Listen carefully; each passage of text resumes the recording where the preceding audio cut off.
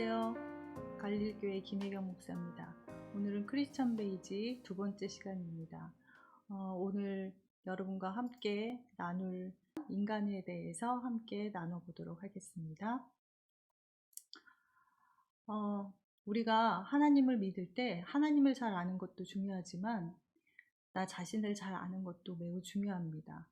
나 자신을 안다는 것은 내가 어떤 사람인지 아는 것이 아니라 내가 하나님 앞에 어떠한 존재인지를 알아가는 것을 말합니다.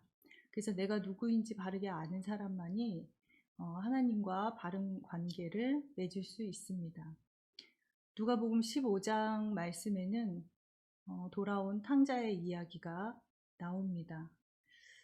우리가 다 아는 것처럼 그 탕자는 아버지의 재산을 가지고 멀리 떠났다가 그가 많은 고생을 하죠.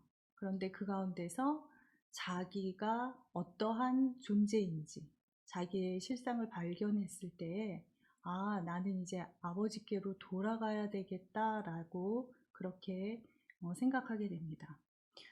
탕자가 자기 자신을 잘 모를 때는 아버지를 떠나서 어떻게 살아가도 아무 문제가 없을 거라고 아버지를 떠나보내야 할 존재로 그렇게 생각했습니다.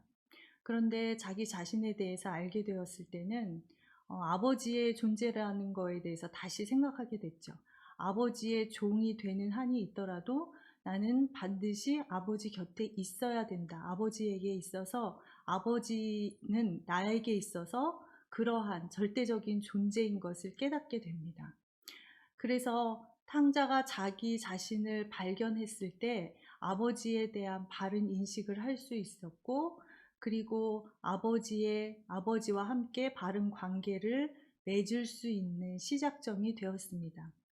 그래서 자신을 먼저 아는 것이 매우 중요한 것이죠. 그래서 그리스도인들도 나 자신을 하나님 앞에서 과연 어떠한 존재인지 잘 알아가는 것이 참된 그리스도인의 첫 걸음이 되는 것입니다. 그러면 먼저 우리가 우리 자신, 인간을 생각해 보려고 하는데요. 흙의 특성으로 본 인간의 참 모습에 대해서 알아보려고 합니다. 하나님께서는 인간을 흙으로 지으셨죠. 그래서 창세기 2장 7절 말씀에 여호와 하나님이 땅의 흙으로 사람을 지으시고 생기를 그 코에 불어 넣으시니 사람이 생명이 되니라, 이렇게 적고 있습니다. 하나님께서는 왜 굳이 사람을 흙으로 만드셨을까요? 강하기로 치면 철이 가장 강하고 귀한 걸로 치면 보석이 귀하다고 할 수 있을 텐데 강하지도 않고 귀하지도 않은 흙으로 사람을 만드신 까닭은 과연 무엇일까요? 우리는 흙의 특성을 생각해 보면 하나님께서 인간에게 요구하시는 삶이 무엇인지, 또 사람이 어떤 삶을 살아야 참 인간일 수 있는지에 대해서 알아볼 수 있습니다. 그래서 첫 번째로 흙의 첫 번째 특성을 한번 살펴보려고 합니다. 흙의 첫 번째 특성은 생명입니다. 흙의 첫 번째 특성은 생명이다. 모든 생명은 흙으로부터 시작됩니다. 우리에게 흙이 양식을 제공하지 않으면 식물도 또 새나 동물, 사람 모두 다 죽을 수밖에 없습니다. 어느 분은 이렇게 생각하실지도 모르겠어요. 흙에서 나는 소산이 없다면 우리가 바다에서 물고기를 먹고 살면 되지, 이렇게 생각하실 수도 있겠지만 바닷물의 깊은 곳에서도 있는 것은 결국은 흙이라는 것이죠. 그래서 흙이 없다면 이 세상의 모든 생물은 아예 존재할 수 없습니다. 그럼 하나님께서 우리 인간을 생명인 흙으로 인간을 지으신 까닭은 바로 인간은 서로 생명을 나누며 살아갈 존재임을 나타내고 있는 것입니다. 수많은 사람들에게 전도지를 돌리는 것도 매우 중요합니다. 그렇지만 우리가 죽어가는 한 생명에게 구체적으로 생명을 나누어 주는 일, 그 사람의 생명을 소중하게 여기는 일, 죽어가는 사람을 살리는 일, 그러한 일들은 매우 귀한 일이 아닐 수 없습니다. 이 세상 어딘가에서 나에 의해서만 살아날 수 있는 누군가가 반드시 있다는 것이죠. 그 사람에게 우리는 나의 생명을 나누어 주어야 합니다. 그 사람의 생명을 살리기 위해서 우리는 노력해야 하는 것이죠. 그렇게 생명을 나누며 살아가는 존재일 때에 우리는 흙다운 사람, 사람다운 사람이 될 수 있는 것입니다. 두 번째로, 흙의 두 번째 특성은 사랑입니다.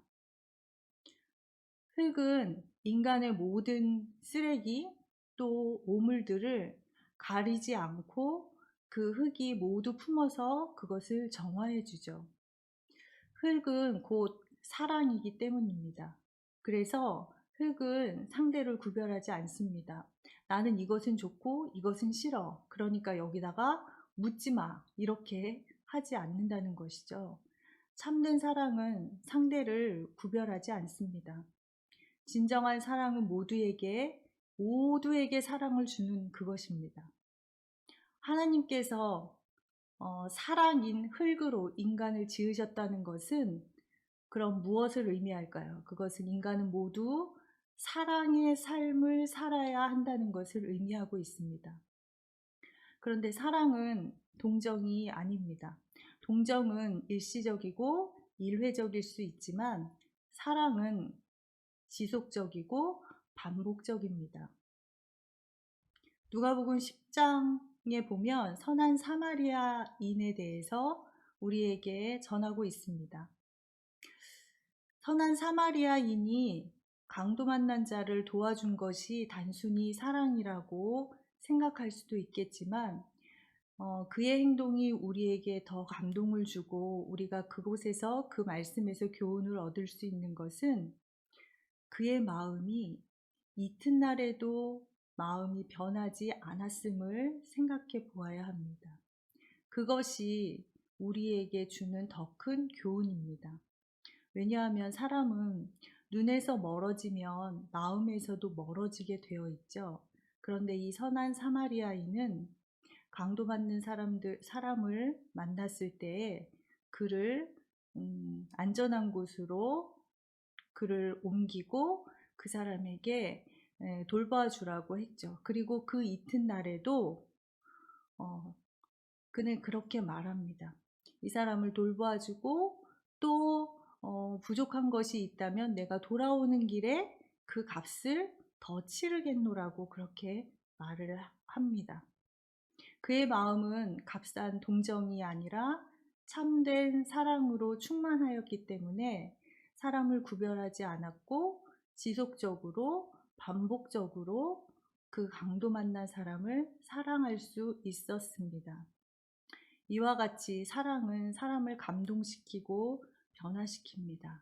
하나님께서 우리를 흙으로 만드신 이유는 서로 사랑하면서 사랑을 나누면서 살아야 함을 우리에게 가르쳐 주고 있습니다. 세 번째 흙의 특성은 바로 정직입니다. 흙은 어떠한 경우에도 거짓을 행하거나 속이지 않습니다.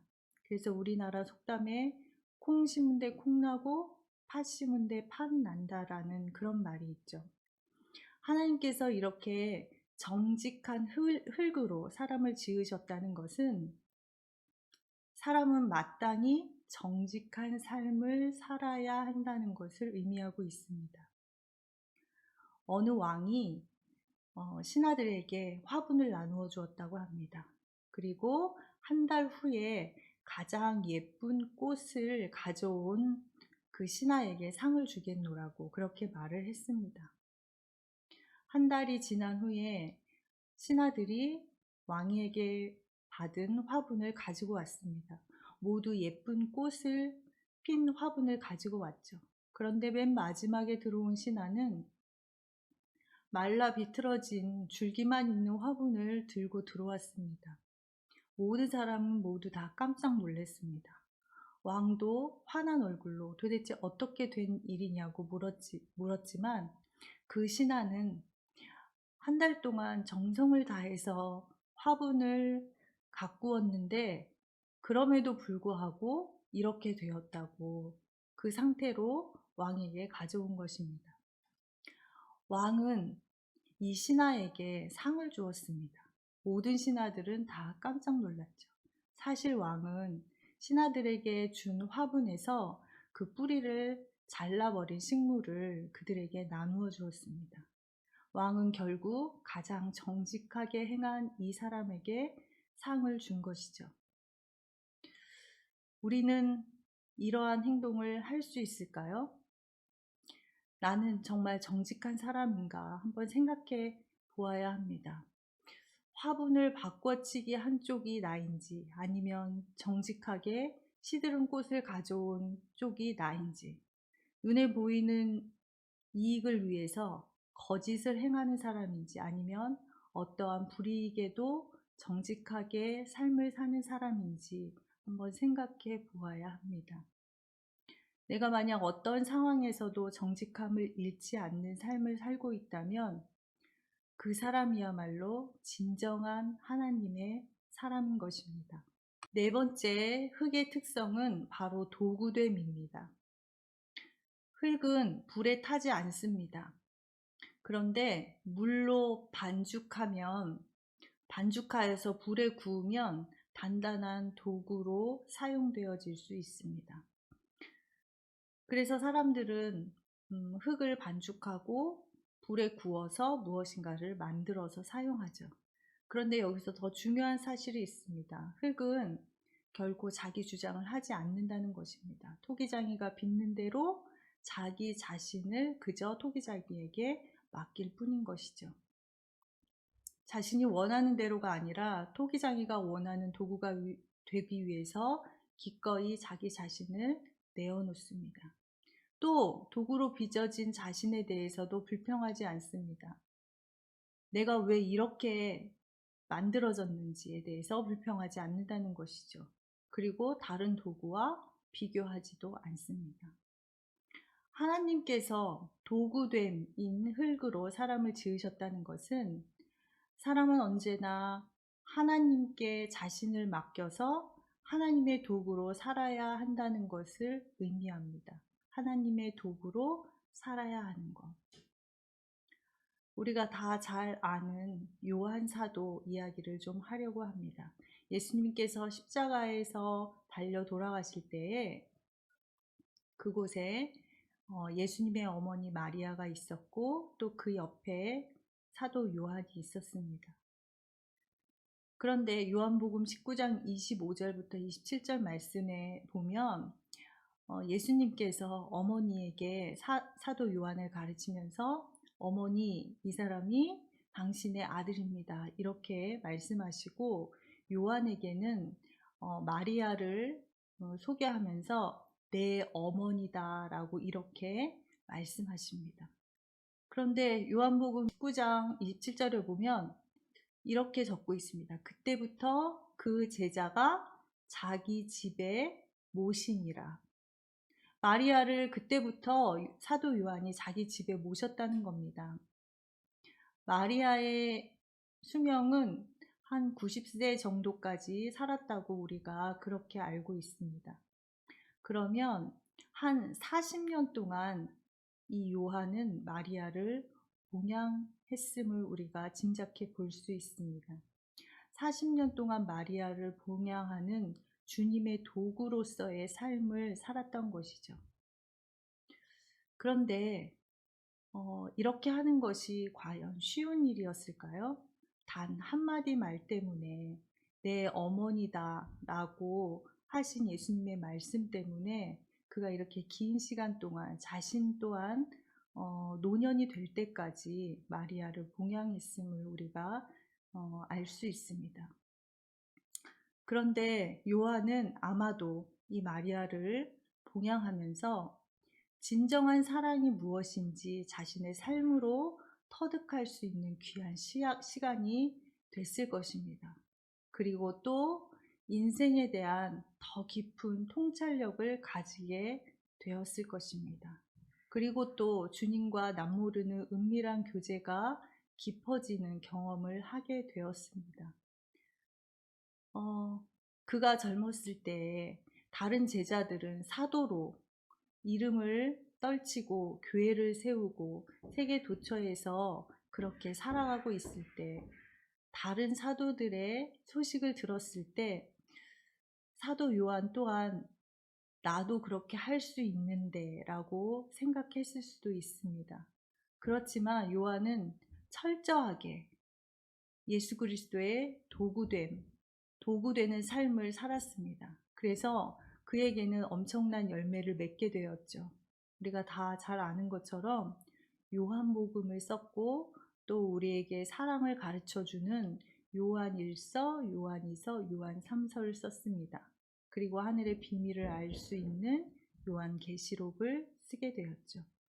이렇게 귀한 하나님의 말씀을 쓸 수 있었던 것은 그의 긴 세월 동안 깊은 하나님과의 교제, 또 인생에 대한 더 깊은 통찰력, 그런 것으로 인하여서 하나님으로부터 받은 귀한 은사가 있었기 때문입니다. 만약 우리가 주님께서 우리에게 명령하시는 그 무엇이든지 간에 주님의 도구가 되기를 결단한다면 우리는 아마도 사도 요한처럼 우리가 상상하지 못하는 열매를 거두는 진리의 사람이 될 것입니다. 그래서 우리는 하나님의 도구됨으로 우리의 모습을 가꾸어 나가야 할 줄로 믿습니다. 5번째, 흙의 특성은 플러스 알파라고 되어 있는데, 우리가 흙으로 지어졌다고 해서 생명을 나누고 사랑을 나누고 정직하게 또 하나님의 도구됨으로 그렇게 살아갈 수 있는 것은 아닙니다. 사람이 흙으로 지음 받았다는 것만으로 우리가 그렇게 저절로 살 수 있는 것은 아니라는 것이죠. 창세기 2장 19절 말씀에는 짐승도 하나님께서 흙으로 지으셨음을 우리에게 가르쳐주고 있습니다. 창세기 2장 19절 말씀은 여호와 하나님이 흙으로 각종 들짐승과 공중의 각종 새를 지으시고, 이렇게 적고 있거든요. 그러면 사람도 흙이고 짐승도 흙으로 지어졌는데, 그럼 우리가 짐승과 같다라는 거냐? 그거는 아니고요. 하나님께서 우리 사람에게 특별한 그 무엇인가를 우리에게 더하여 주셨습니다. 그래서 짐승이 생명을 나누고 사랑을 나누고 정직하고 도구됨의 삶을 살 수 없듯이, 우리도 그렇게 살 수 없지만 하나님께서 그 무엇인가를 우리에게 더하여 주셨기 때문에 흙의 특성에 맞는 사람됨이 될 수 있도록 살 수 있게 되었는데요. 그것은 바로 하나님께서 우리에게 생기를 불어 넣으셔서 사람이 생명이 되게 하신 것입니다. 이것이 사람과 짐승의 차이입니다. 그래서 이 말은 무슨 뜻이냐? 인간은 생명으로서의 본질을 가지고 있다는 겁니다. 쉬운 말로 하면 우리는 영적인 존재라는 것이죠. 그래서 우리가 영적인 면을 상실한다면 짐승과 구별될 수 없습니다. 우리가 영적인 삶을 살지 않으면 짐승 같은 사람이 된다는 것이죠. 또 어떻게 보면 사람들은 짐승보다도 더 악한 면이 있어서 짐승만도 못한 인간이라는 우리 표현을 하기도 하죠.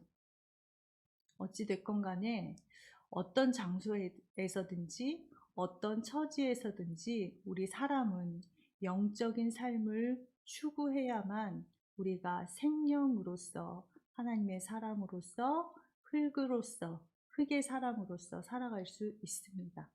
이렇게 우리는 흙을 통하여서 사람이 어떻게 살아야 하는지, 하나님께서 인간을 흙으로 왜 만드셨는지에 대해서 살펴보았습니다. 하나님께서는 우리에게 그렇게 생명을 나누고 사랑을 나누고 정직하고 도구됨의 삶으로 또 영적인 삶을 살도록 우리를 흙으로 지으셨습니다. 그런데 하나님께서 인간에게 요구하시는 삶을 그럼 과연 우리 인간들이 살고 있는가? 인간에 대한 하나님의 평가는 어떠한가에 대해서 잠시 살펴보고자 합니다. 사람이 사람에 대한 평가는 별로 의미가 없습니다. 왜냐하면 우리는 하나님으로부터 지음받은 하나님의 존재들이기 때문입니다. 그리고 나에 대한 평가는 의미가 없고 중요한 것은 하나님이 우리를 어떻게 평가하시느냐 하는 문제인데, 하나님께서는 대체 우리 인간을 어떻게 판단하고 계시는가? 첫 번째로 우리가 생명의 삶을 살아가고 있는 것으로 판단하시나, 우리가 생명의 삶을 사는가? 라는 대답에 하나님은 그렇지 않다라고 말씀하고 계십니다. 마태복음 23장 27절 말씀에 화 있을진저 외식하는 서기관들과 바리새인들이여 회칠한 무덤 같으니 겉으로는 아름답게 보이나 그 안에는 죽은 사람의 뼈와 모든 더러운 것이 가득하도다. 이렇게 하나님께서 우리를 평가하고 계십니다.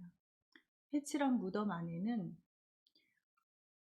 시체의 썩은 물들이 빠져나갈 수 없고 죽음만이 그 안에 고여있는 죽음 그 자체입니다. 주님께서는 사람의 생명을 살리기는커녕 오히려 인간들은 죽음의 삶을 사는 것으로 그렇게 우리를 판단하고 계신다는 것이죠. 그동안 나 자신의 목적을 이루기 위해서 얼마나 많은 사람의 권리와 몫을 짓밟고 빼앗았는지, 나는 회칠한 무덤은 아닌지 한번 생각해 보아야 합니다. 그리고 두 번째, 하나님께서 우리를 사랑의 삶을 사는 것으로 판단하고 계시는가? 하나님께서는 우리를 그렇게 판단하고 계시지 않습니다. 마태복음 5장 46절 47절 말씀에 너희가 너희를 사랑하는 자를 사랑하면 무슨 상이 있으리요? 세리도 이같이 아니하느냐? 또 너희가 너희 형제에게만 무난하면 남보다 더하는 것이 무엇이냐? 이방인들도 이같이 아니하느냐라고 우리에게 전하고 있습니다.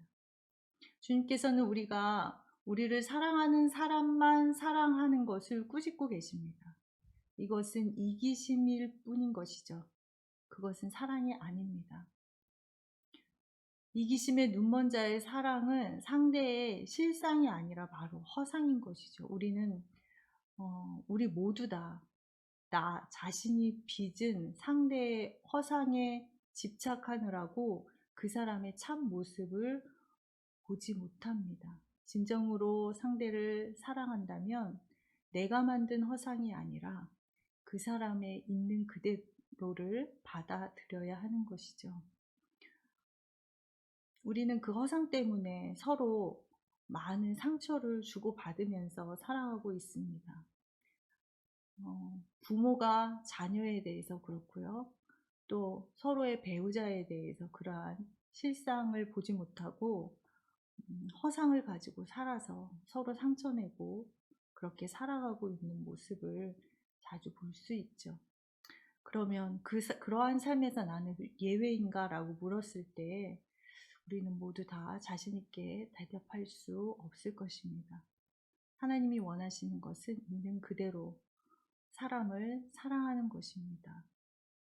우리가 하나님의 사람으로 진정으로 살기를 원한다면 하나님께서 원하시는 사랑의 삶을 살아야 하겠습니다. 세 번째로, 하나님께서 그러면 우리는 정직한 삶을 살고 있는가? 라고 물어보실 때 하나님께서는 우리를 그렇게 판단하고 계시지 않는다는 겁니다. 잠언 2장 13절 15절 말씀에는 이 무리는 정직한 길을 떠나 어두운 길로 행하며 행악하기를 기뻐하며 악인의 패역을 즐거워하나니 그 길은 구부러지고 그 행위는 패역하니라 라고 전하고 있습니다. 정직을 행하기는커녕 우리가 정직한 길을 떠나 어두운 길로 행한다고 말씀하고 계시는 것이죠. 나는 과연 얼마나 정직한 삶을 살아가고 있습니까? 나의 정직하지 못함을 다른 사람이 모른다고 해서 정말 그것을 감추고 나는 정직한 척 하면서 살아가고 있지는 않은가. 또 우리의 모든 삶을, 하루의 모든 삶을 나를 잘 아는 사람에게, 나의 자녀들에게, 나의 배우자에게 모두 솔직하게 말하면서 말할 수 있을 정도로 그렇게 정직하게 살고 있는가? 라고 물어봤을 때 우리는 누가 보지 않을 때에, 누가 보지 않는 그곳에서 정직하지 못하게 행하는 일들이 너무도 많이 있습니다. 하나님께서는 우리가 정직의 길을 떠났다고 말씀하고 계시죠. 우리의 모습은 그렇게 연약한 모습입니다. 하나님께서 원하시지 않는 삶이죠. 하나님께서는 우리가 정직한 삶을 살지 못한다고 그렇게 평가하고 계십니다. 네 번째로, 하나님께서는 우리가 하나님의 도구로 살아가고 있음을 인정하고 계시는가? 이사야 53장 6절 말씀에 우리는 다 양 같아서 그릇 행하여 각기 제 길로 갔거늘 여호와께서는 우리 모두의 죄악을 그에게 담당시키셨도다 라고 말씀하고 있습니다. 주님께서는 모든 인간은 다 그릇 행하여서 제 길로 갔다고 말씀하고 계십니다. 여기서 제 길로 갔다는 것은 하나님의 도구된 길이 아닌 나 자신의 욕망의 길, 덧없는 본능의 길을 따라갔다고 말하고 있는 것입니다. 현대인들은 모두 바쁜 생활을 하고 있습니다. 무엇인가 하나라도 더 배워야 하고 또 자기 실력을 위해서 많은 시간을 투자하고 있습니다. 그래서 아이들은 아버지의 얼굴을 잘 보지도 못하고 살아가고 있는 현대 가정의 모습을 우리가 볼 수 있죠. 사람들은 바쁜 것이 좋은 것이다 라고 그렇게 위로처럼 이야기를 합니다. 그런데 이 모든 것이 우리가 하나님의 진리의 도구가 되려고 그렇게 바쁜 생활을 하는 것이 아니라 나의 길, 각기 제 길을 가기 위함이라고 성경은 말씀하고 있습니다. 바빠지는 만큼 세상은 혼란스럽고 혼탁해집니다. 왜냐하면 인간의 욕망이 서로 부딪혀서 그렇습니다. 오늘 하루를 돌아볼 때 나는 과연 무엇 때문에 그렇게 바빴는가 한번 생각해 보아야 합니다. 그리고 더 중요한 사실은 내가 바삐 뛰면 뛸수록 많은 사람들이 나로 인하여서 상처를 받을 수도 있고 내 인생은 더 깊은 곳으로 빠져들 수도 있다는 사실입니다. 우리는 우리의 각기 제 길이 아닌 하나님의 도구로 사용되어질 수 있도록 우리를 늘 살펴보아야 할 줄로 믿습니다. 다섯 번째, 하나님께서는 우리가 영적인 삶을 사는 것으로 판단하고 계시는가? 로마서 3장 10절부터 12절까지의 말씀을 보면 기록된 바 의인은 없나니 하나도 없으며 깨닫는 자도 없고 하나님을 찾는 자도 없고 다 치우쳐 함께 무익하게 되고 선을 행하는 자는 없나니 하나도 없도다 라고 말씀하고 있습니다. 또 로마서 3장 18절 말씀은 그들의 눈앞에 하나님을 두려워함이 없느니라 함과 같으니라 이렇게 우리에게 말씀하고 있습니다. 주님께서는 영적인 삶을 살지 않는 것은 말할 것도 없고 아예 하나님을 두려워하지도 않고 있음을 통탄하고 계십니다. 인간이 영적인 면을 잃으면 짐승과 다를 바 없고 또 짐승보다 못한 존재가 될 수 있습니다. 왜냐하면 인간은 짐승보다 더 똑똑하기 때문입니다. 그래서 다른 사람을 해하고 자기의 욕심을 채우기 위해서 다른 사람의 것을 빼앗기 때문인 것이죠. 동물들은 자기가 배고플 때에만 사냥을 한다고 합니다. 그런데 인간들은 자기가 필요한 만큼이 아니라 먹고 남을 만큼 쌓아둡니다. 그것은 다른 말로 하면 다른 사람의 것을 빼앗거나 남을 해치는 것을 의미할 수도 있습니다. 나는 그럼 과연 하나님 앞에서 영적인 존재인가? 나는 생명으로 살아가고 있는가? 짐승 같은 인간인가? 아니면 그보다 못한 인간인가?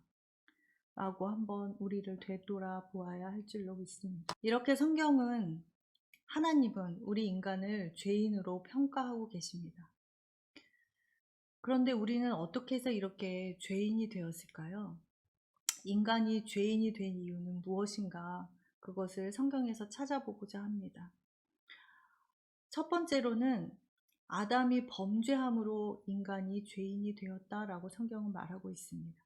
로마서 5장 12절 말씀에 그러므로 한 사람으로 말미암아 죄가 세상에 들어오고 죄로 말미암아 사망이 들어왔나니 이와 같이 모든 사람이 죄를 지었으므로 사망이 모든 사람에게 이르렀느니라 라고 가르쳐 주고 있습니다. 아담 한 사람이 하나님의 명령을 어기는 죄를 범한 결과로 그에게서 태어난 모든 인간이 죄인이 되었다는 것입니다. 그런데 우리는 아담이 지은 그 선악과를 따먹은 죄를 짓지도 않았는데 왜 우리가 죄인이 되었을까요? 이 세상에 존재하지도 않았는데 내가 왜 죄인이라고 그렇게 이름 지어져야 할까요? 그 이유는 로마서 5장 14절 말씀에 잘 나타나고 있습니다. 아담으로부터 모세에 이르기까지 아담의 범죄와 같은 죄를 짓지 아니한 자들까지도 사망이 왕노릇하였나니 아담은 오실자의 모형이라 이렇게 말씀하고 있죠. 여기서 성경은 범죄와 죄를 구별하고 있습니다. 범죄는 드러난 행위를 말합니다. 그런데 죄는 보이지 않는 본질적인 상태를 의미합니다. 우리는 선악과를 따먹는 범죄는 저지르지 않았지만 죄인된 아담으로부터 태어났기 때문에 우리는 본질적으로 죄인이 되었다라는 겁니다. 아담의 후예로 태어났다는 것만으로도 우리는 죄인인 것이죠. 그래서 인간은 본질적으로 피할 수 없는 죄인이 되었습니다. 우리는 모두 다 죄인인데 그저 무엇을 위해서든지 죄를 짓는 비도덕적인 죄인과 나 스스로 죄를 짓지 않도록 노력하는 도덕적인 죄인이 있을 뿐입니다. 우리는 본질적으로 모두 죄인이라고 성경은 말하고 있습니다. 그러면 과연 죄는 무엇인가? 죄에 대해서 한번 생각해 보고자 합니다. 죄라는 단어는 히브리어로 하타아라는 단어를 쓰고 헬라어로는 하마르티아라는 단어를 씁니다. 그런데 이 두 단어 모두 이러한 의미를 가지고 있습니다. 관역에서 벗어난 것, 그것을 죄라고 하는 것입니다. 인간의 중심이 겨냥해야 할 관역, 그것은 바로 인간을 창조하신 하나님입니다. 우리는 언제나 하나님을 바라봐야 한다는 것입니다. 우리의 모든 것은 하나님이 중심이 되어야 한다는 것이죠. 그런데 아담의 후예로 태어난 모든 인간은 태어나면서부터 그 중심이 하나님에게서 벗어나 있게 되었습니다. 이것이 바로 본질적인 죄라는 것이죠. 성경은 이렇게 우리에게 관역에서 벗어난 것을 죄라고 이야기하고 있습니다. 그러면 예수님께서는 과연 죄를 뭐라고 정의하셨을까? 요한복음 16장 9절 말씀에 죄에 대하여라 함은 그들이 나를 믿지 아니함이요 라고 말씀하고 계십니다. 이 말은 곧 예수님을 믿지 않는 것이 죄다라는 것이죠. 왜냐하면 예수님을 믿지 않은 것은 그를 보내신 하나님을 믿지 않는 것이기 때문입니다.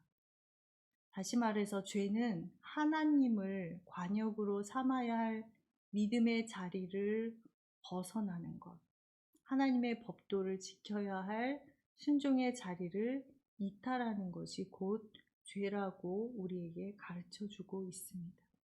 여기까지 죄에 대해서 살펴봤습니다. 그리고 우리 인간이 죄인이다 라고 말씀드렸습니다.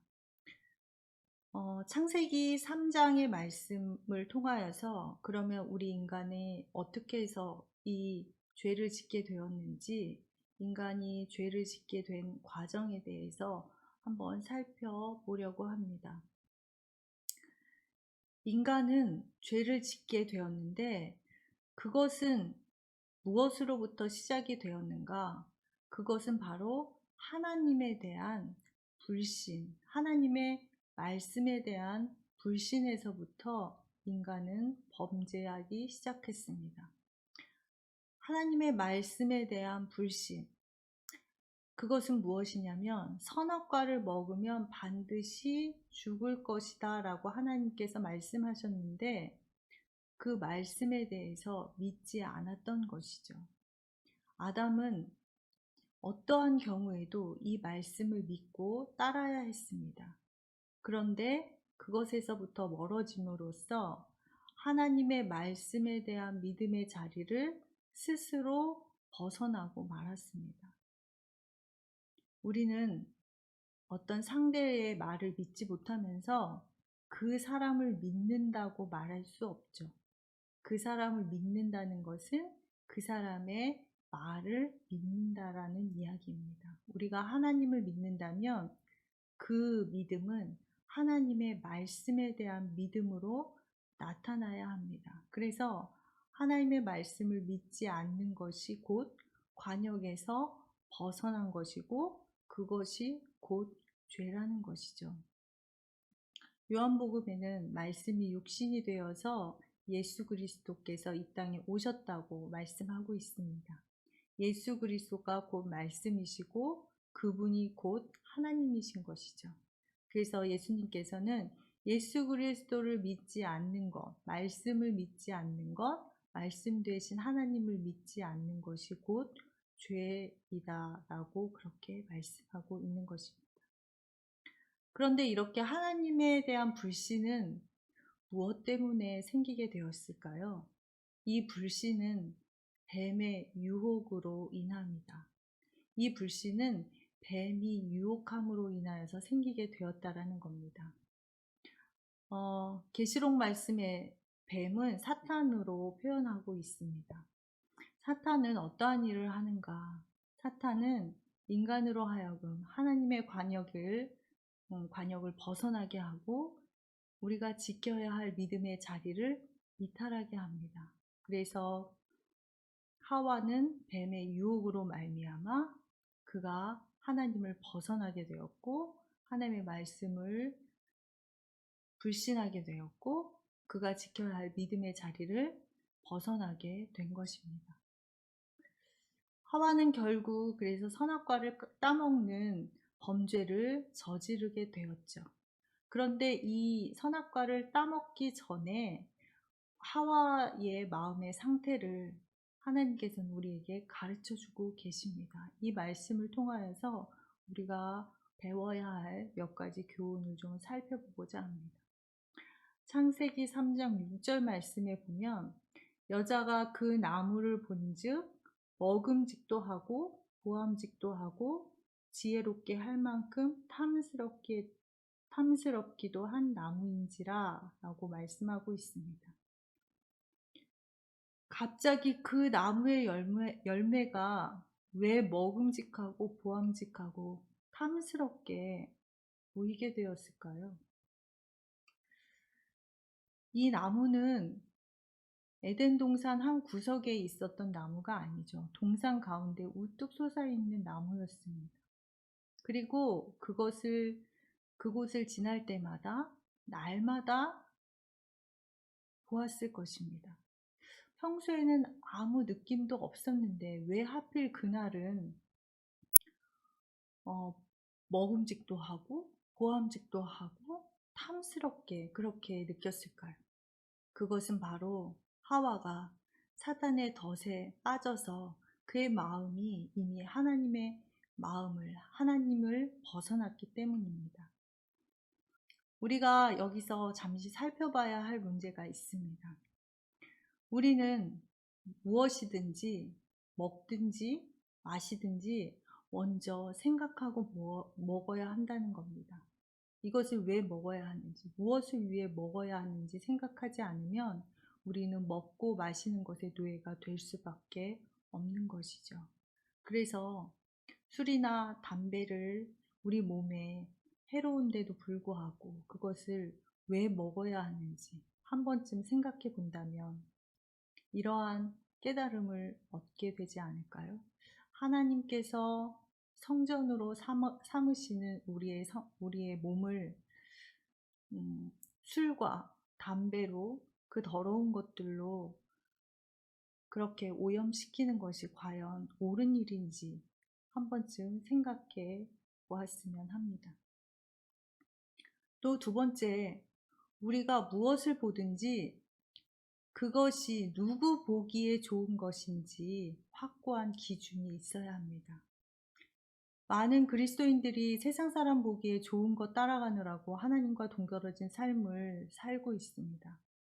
우리는 하나님 보시기에 좋은 것을 좋은 것으로 볼 수 있는 믿음의 눈을 가져야 합니다. 세상 사람 보기에도 좋고 하나님 보기에도 좋은 것을 택하면 되지 이렇게 생각할 수도 있지만 그것은 모순입니다. 세상 사람이 보기에 좋은 것은 하나님 보기에 좋을 수 없고 하나님 보기에 좋은 것은 세상 사람 보기에 좋을 수 없다는 이야기인 것이죠. 세상 사람들은 눈에 보이는 것을 보고 따지지만 하나님께서는 언제나 보이지 않는 중심을 보시는 분이기 때문입니다. 우리는 우리의 안목을 우리의 것으로 삼을 때에 진정으로 좋은 것, 해로운 것을 가릴 수 있어야 합니다.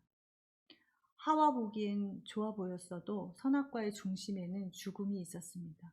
무엇이든지 중심을 볼 수 있는 하나님의 눈을 얻기에 우리는 늘 훈련해야 하는 것입니다. 그래서 우리는 언제나 하나님을 향해서 시선을 고정하는 훈련이 필요합니다. 또 세 번째, 어떠한 경우에도 탐심은 버려야 합니다. 골로새서 3장 5절 말씀에 탐심은 곧 우상숭배이다 라고 우리에게 가르쳐주고 있습니다. 수단과 방법을 가리지 않는 것. 그래서 선악과를 따먹게 한 것도 인간의 탐심 때문입니다. 탐심이 있으면 우리는 그것을 얻기 위해서 모든 수단과 방법을 가리지 않게 되죠. 결국 사탄에 의해서 부추겨진 이 인간의 탐심 때문에 우리는 모두 죄인이 되었습니다. 탐심의 특징은 이유 없이 소유하고 쌓아두려는 것입니다. 필요 이상으로 쌓아두고 소유하고 하는 것이 탐심의 특징입니다. 그렇게 우리가 필요 이상으로 쌓아두고 소유하고 살아간다면 우리는 탐심의 노예로 살아가고 있는 것이죠. 필리핀의 이멜다 여사를 제가 어렸을 때 기억합니다. 그의 정부가 망했을 때 이멜다 여사의 구두가 3,000켤레나 되었다라는 그러한 기사를 보았습니다. 얼마나 많은 구두입니까? 그런데 우리는 과연 이 이멜다 여사를 비난할 수 있을까요? 우리의 옷장에, 우리의 신발장에 몇 년 동안 쌓아두고 입지 않고 신지 않은 것이 과연 얼마나 있을까요? 우리는 어떠한 경우에라도 탐심을 버려야 합니다. 그것이 하나님께서 우리에게 주시는 말씀인 것이죠. 네 번째로 먼저 하와가 범죄를 했습니다. 선악과를 따먹는 죄를 지었는데 죄를 지은 여자가 첫 번째로 취한 행동이 있습니다. 이 말씀은 창세기 3장 6절 말씀에 있는데 한번 보겠습니다. 여자가 그 열매를 따먹고 자기와 함께 있는 남편에게도 주매 그도 먹은지라.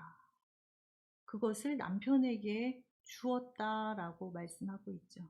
여자는 범죄를 저지르기 무섭게 남편 아담을 범죄에 끌어들였습니다. 이것은 곧 죄의 확산성을 나타내는 것입니다. 죄는 절대로 본래의 모습 그대로 머물러 있지 않습니다. 죄는 끊임없이 확산해서 나갑니다. 우리가 다 잘 아는 다윗의 사건이 있죠. 다윗은 우리아의 아내를 보고 탐심을 가졌습니다. 그런데 거기서 그치지 않고 결국 우리아를 살해하게 된 것이죠.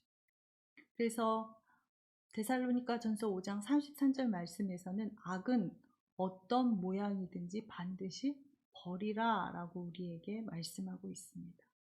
악은 우리를 점점 더 죄 짓게 합니다. 더 깊은 죄를 짓게 합니다. 더 큰 죄를 짓게 합니다. 더 용감한 죄를 짓게 한다는 것이죠. 그래서 악은 어떠한 모양이라도 반드시 버려야 합니다. 하와는 이렇게 먼저 선악과를 따먹고 남편 아담에게 그것을 같이 먹도록 했습니다. 그런데 이 하와가 먼저 죄를 지었는데 하나님께서는 이 죄의 책임을 아담에게 물으셨습니다. 왜 그러셨을까요? 아담의 죄로 모든 인간이 죄인이 되었다라고 그렇게 로마서에는 우리에게 가르쳐 주고 있죠. 하나님께서 아담에게 당신의 말씀을 먼저 맡기셨습니다. 동산 중앙에 있는 선악을 알게 하는 실과는 먹지 말라. 먹을 때는 너희가 죽을 것이다. 하나님께서 먼저 아담에게 하나님의 말씀을 맡기셨습니다. 하나님의 말씀을 최초로 받은 아담은 하나님에게 큰 은총을 받은 것입니다. 그런데 여기서 우리가 더 나아가서 생각해야 할 것은 큰 은총을 받은 것에서 끝나는 것이 아니라 아담에게는 하나님의 말씀을 지켜야 할 책임도 또한 함께 주어졌다라는 사실입니다. 그리고 이 말씀은 하와가 창조되기 전에 말씀하신 것이죠. 그래서 아담은 하와에게 이것을 가르쳐서 반드시 지키게 할 책임이 있었습니다. 그런데 그 책임을 소홀히 했기 때문에 하나님께서 그 죄를 아담에게 물으신 것이죠. 우리는 하나님의 생명의 말씀을 먼저 받은 큰 은총을 받은 사람들입니다. 죄에 빠진 인간에게 생명의 말씀을 가르치게 하고 지키게 할 책임 또한 우리에게 있다라는 겁니다. 하나님께서는 언젠가 하나님 앞에 우리가 섰을 때에 그 책임을 반드시 우리에게 물으실 것입니다. 우리가 하나님의 은총을 받은 사람들, 하나님의 말씀을 먼저 들은 자들의 책임을 잘 지키며 살아가는 성도님들 될 수 있기를 간절히 바랍니다. 그 다음, 그러면 이렇게 아담과 하와가 범죄를 저질렀는데 그 범죄의 결과는 어떻게 되었을까요? 로마서 말씀 우리에게 이렇게 가르쳐주고 있습니다. 로마서 5장 12절 말씀입니다. 그러므로 한 사람으로 말미암아 죄가 세상에 들어오고 죄로 말미암아 사망이 들어왔나니 이와 같이 모든 사람이 죄를 지었으므로 사망이 모든 사람에게 이르렀느니라. 아담으로 인하여서 죄가 들어왔고 결국 그 죄 때문에 모든 사람이 죽게 되었다라고 말씀하고 있습니다. 범죄의 결과는 결국 사망입니다.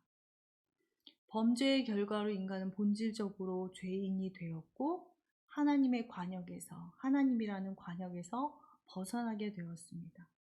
그래서 모든 사람이 죽을 수밖에 없는 존재가 되었다라는 것이죠. 로마서 6장 23절 말씀에는 죄의 삭은 사망이라고 말씀하고 있습니다. 여기 우리나라의 말로 삭이라고 표현된 이 단어는 원래 군인이 받는 그 대가, 그것을 말하는 것입니다. 이것은 곧 군인이 자기의 목숨을 건 대가를 말하는 것이죠. 한평생 목숨을 걸고 살아온 대가가 죽음이라는 것입니다. 이 얼마나 허망한 일입니까? 그러나 이것이 곧 하나님의 법칙입니다. 우리는 이렇게 범죄의 과정을 통하여서 나라는 존재가 죄인이구나 라는 것을 알게 되었습니다. 이렇게 본질적으로 돌이킬 수 없는 죄인이 나이고 나는 곧 죽을 수밖에 없는 허망한 존재인 것을 깨달았는데, 그럼 과연 우리 인간은 이제 무엇을 해야 할까요? 인간이 해야 할 일은 과연 무엇일까요? 죄인된 우리가 해야 할 일은 첫 번째로 지금부터 여호와 하나님의 이름을 부르는 것입니다. 창세기 4장 26절 말씀에는 셋도 아들을 낳고 그의 이름을 에노스라 하였으며 그때의 사람들이 비로소 여호와의 이름을 불렀더라 라고 말씀하고 있습니다. 인간이 죽을 수밖에 없는 존재가 되어서야 비로소 하나님을 찾게 되었다라는 겁니다. 죽을 수밖에 없는 존재임을 깨닫기 이전에는 여호와를 찾지 않았다는 것이죠. 찾을 필요가 없었다는 겁니다. 왜냐하면 스스로 나는 죽지 않고 영원히 천년만년 살 것이라고 착각했기 때문입니다. 그런데 내가 죽을 수밖에 없는 존재, 에노스임을 알게 되었을 때는 우리가 하나님을 찾을 수밖에 없게 된다는 것입니다.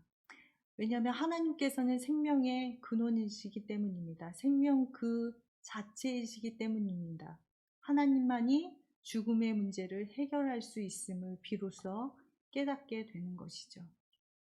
여호와 하나님을 찾는 것은 곧 여호와 하나님을 나의 삶의 관역으로 삼는 것을 말하는 겁니다. 우리가 죄인된 우리가 해야 할 첫 번째 것은 여호와 하나님의 이름을 부르는 겁니다. 나의 삶의 중심을 하나님으로 삼는 것입니다.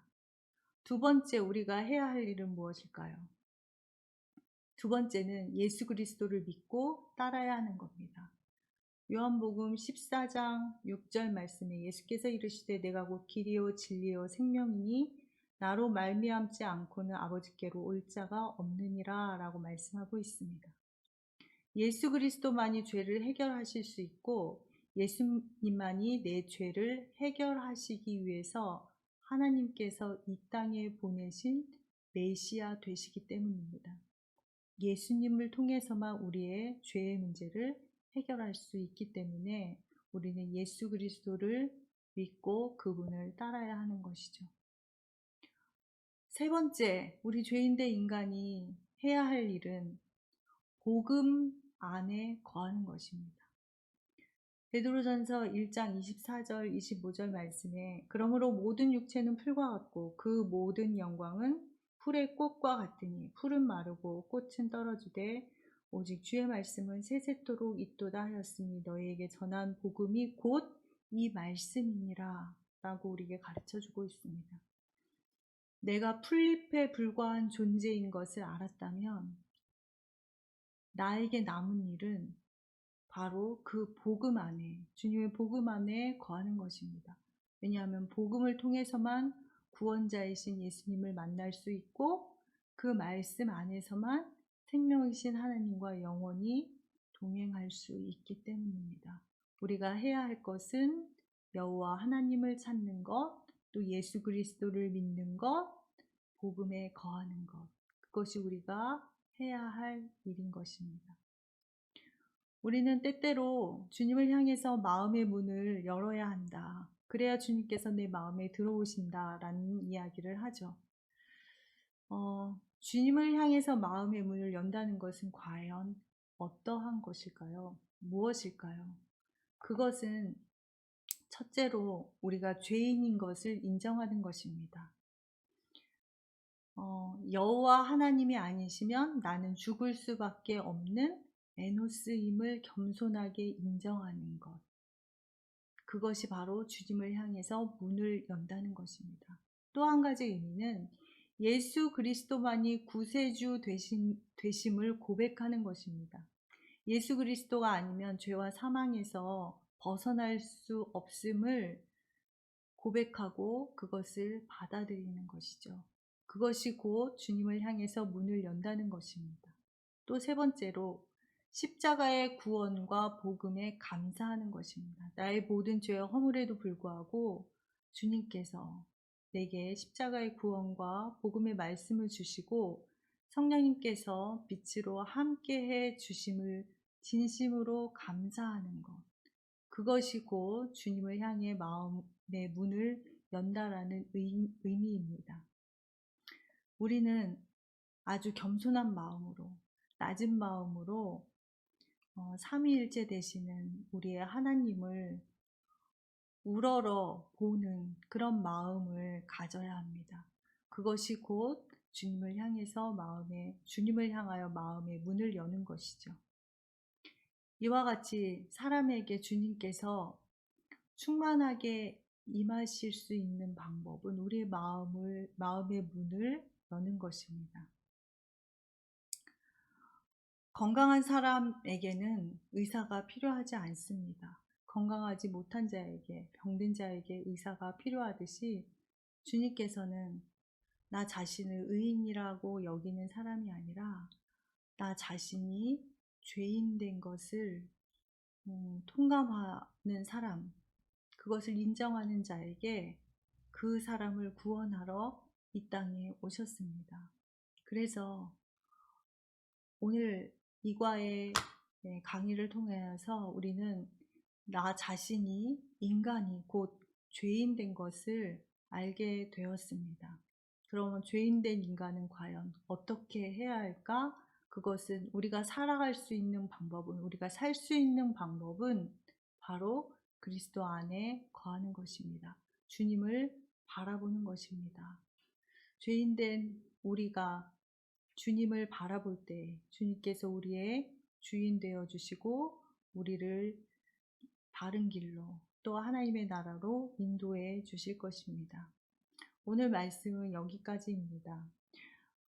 인간에 대해서, 죄인된 인간에 대해서 공부해 보았습니다.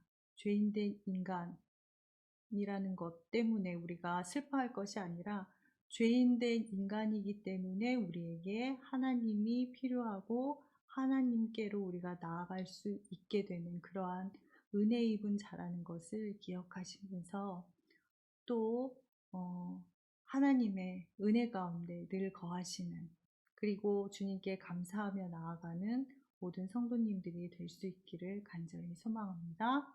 감사합니다.